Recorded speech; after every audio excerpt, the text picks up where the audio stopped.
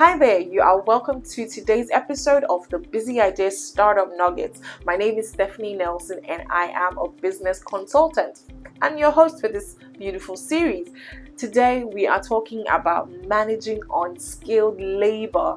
Yes, if you run a salon, a car wash, a cleaning agency, you'd understand what it means to handle unskilled labor, and it comes with a lot of difficulties. But today I will be giving you tips on how you can make this work easier and better for your business. So don't go anywhere, I'll be right back.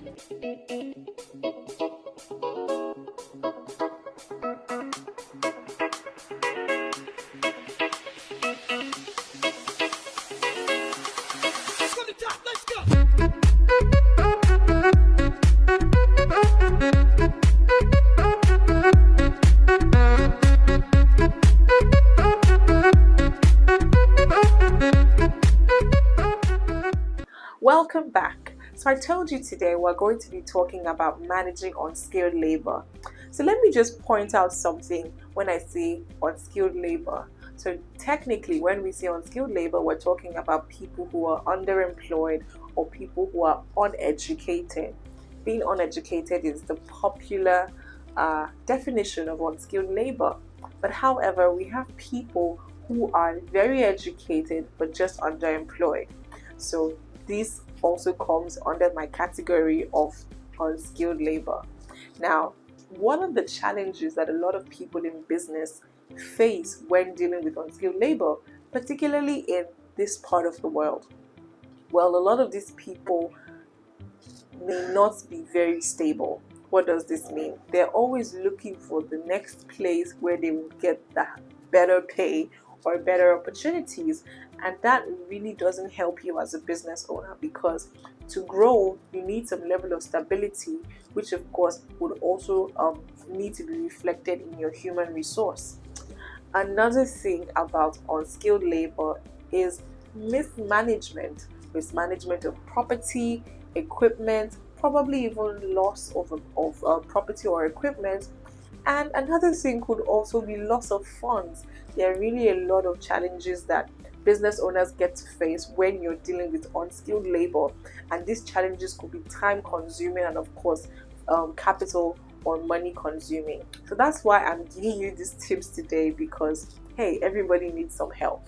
So what's my first tip? My first tip for managing unskilled labor is, number one, give them a sense of ownership and responsibility. Yes, so instead of just employing them and giving them a salary at the end of the month, how about you provide a system like what I like to call the Uber system? So basically what Uber does is that these people come with their vehicles, they offer this service, and Uber basically provides the platform and they get a commission at the end of the month or however they do it. So you can also run this. So perhaps you run a salon, you run a car wash, you run any kind of business that requires some form of technical or technical workers or technicians or however. It's a good idea to provide your facility or your platform or your organization as some form of place that can be rented. So meaning you give them the name, you brand them, however, and then they go make this money, bring in these clients, and they get a huge chunk or a sizable chunk of whatever money they get from these clients. So meaning you're not really entitled to pay them a salary at the end of the month, but they get what they work for, which means they have the opportunity to make multiple times over of what they may have gotten if you were going to offer them a salary. So doesn't that make sense? That's nice, because it will also make them more committed and give them that sense of ownership, like I said. My second tip: commissions are a good incentive. Yes. So when working with these people, in addition to maybe already fixed salary, it's a good idea to add some form of commission as an incentive. And this particularly works well when you're working with sales personnel. Now, sometimes we may not have the opportunity to send out as educated people or as experienced people in the field to help market our products. So sometimes we have to deal with unskilled labor when it comes to sales. Now, a good way to help is to ensure that you're giving them an incentive, meaning that it's fine, go do what you're supposed to do. We'll pay you at the end of the month. But hey, you have the opportunity to make so much more money if you meet this target or surpass this target at the end of the month. Doesn't that sound great? Yeah, that could also make them more committed and consistent with your business.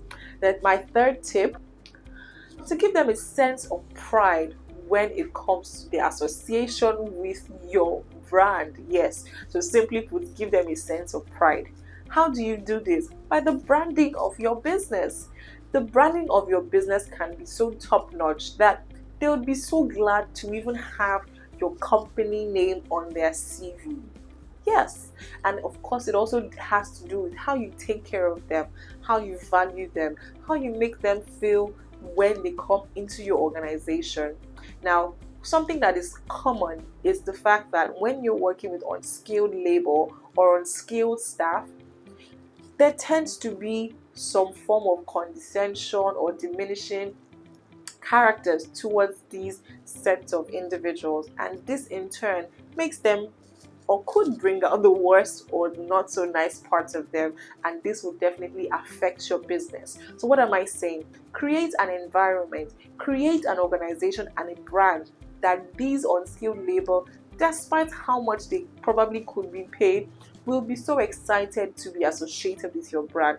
Of course, another way that you could build this excitement in them about your brand is when you give them a sizable salary. Yes, so maybe you could go beyond, you should think of going beyond the minimum wage if your company can afford it at this time. So that's it. I hope you've enjoyed and you totally understand these techniques and nuggets I'm giving you today. And promise me something. Promise me that you are going to put these techniques to work, because trust me, they do work and you will come back with a testimony. That's right. So until next time on this beautiful startup series, remember to follow Beezy Ideas across all social media platforms so that you will be the first to know next week when we upload a new video. Thank you. Bye. God bless you.